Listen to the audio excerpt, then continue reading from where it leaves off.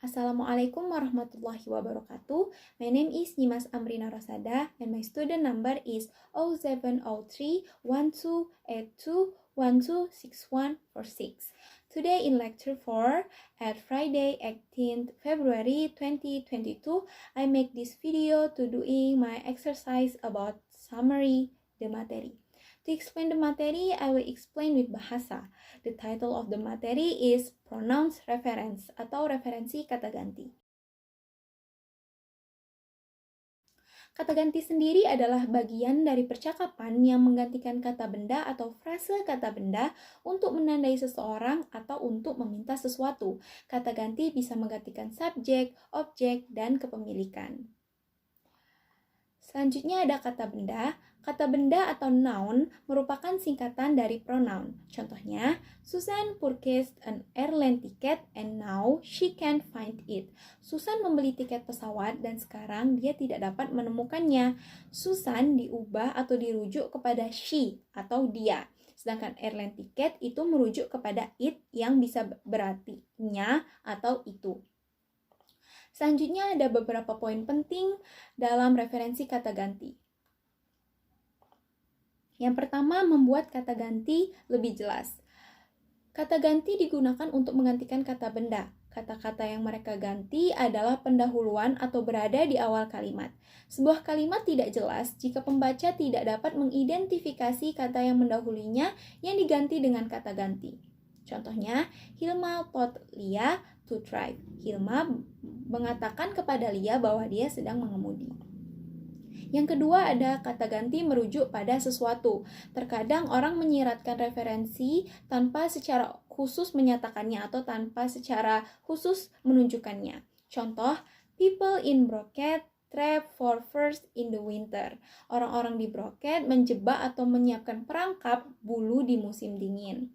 Selanjutnya adalah kata ganti itu bisa bersifat pribadi atau umum. Berikut beberapa ketentuannya. Jangan menyebutkan nama organisasi atau lembaga sebagai nama orang. Contohnya, MTS should change its policy on internet security, yang artinya MTS harus berubah kebijakan keamanan internetnya.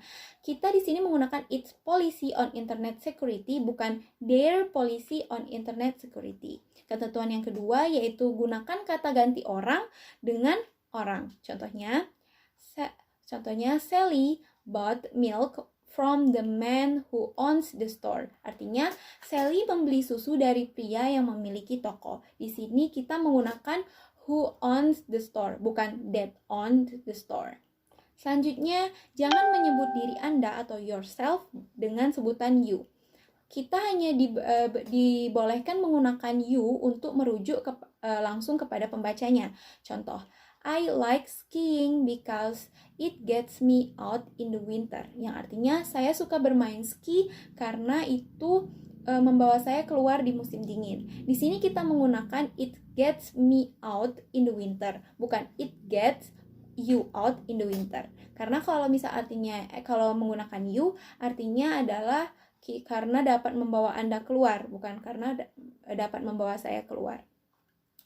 Dan yang terakhir ada harus memperhatikan penggunaan it dan there dalam setiap kalimat.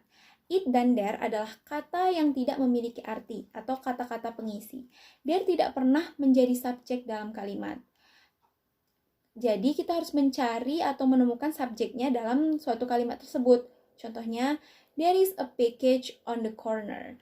Subjeknya adalah package. Di pojok sana ada sebuah paket. Selanjutnya, kata it itu selalu tunggal. Contohnya, it was Halim who put glue on your chair. Dia Halim yang meletakkan lem di kursimu. Okay, I think enough for me. I'm sorry if I made some mistakes and thank you. Wassalamualaikum warahmatullahi wabarakatuh.